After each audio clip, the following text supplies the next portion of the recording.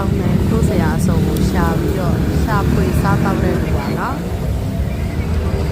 မပြီးတိုးစရာဘယ်လောက်ကြိုက်လဲဆိုဒီမှာယူလိုက်တာလေးတွေကပောက်ပန်းယူဝင်းပြုတ်ကလေးရယ်အခုထည့်လိုက်တာကနော်စုဖို့ပြုတ်အခုကြိုက်နေတာကတော့ကြောက်ရှာပြီးပါကြောက်ရှာပြီးကိုတို့အခုဒီဖုတ်ဒီမှာပြုတ်ထားတာတော်တော်တော့ချိုးစားလို့ရကောင်းကျွန်မတော့သူကခရမ်းပြင်ပြီးထောင်းထားတာလေးရှိတယ်ငါထောင်းထားတာလည်းမျိုးစုံနဲ့သုံးလေးမျိုးရှိတယ်ကျွန်မတော့ငါထောင်းထားတာကိုစား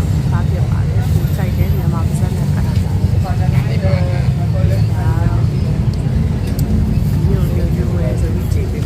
စီးထားတာလေနှစ်ညွန့်လောက်လေးဆိုတော့လဲလို့ဒီပြန်ချလိုက်ရတယ်ရှင်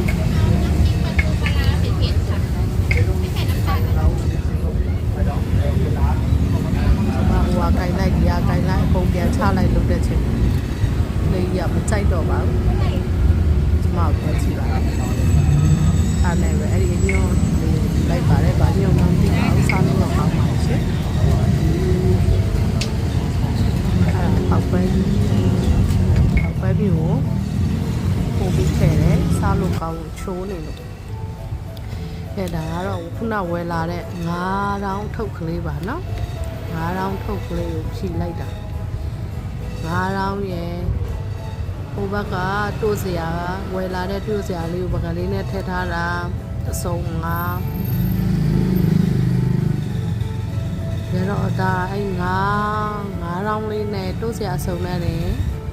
ခမရမိန်နေပြီဒါတော့ဝတ်သားချက်လေးပါနော်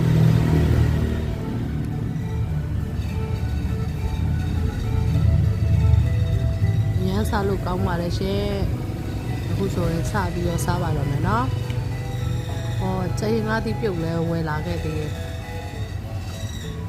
ကျင်းငါးသီးပြုတ်ကအိစားမကောင်းပေါက်ပန်းမြူစီးလေးပါရမ်းစားကောင်းတယ်ဒါကြောင်ရှာသီးလေးပါကြောင်ရှာသီးကိုမီးဖုတ်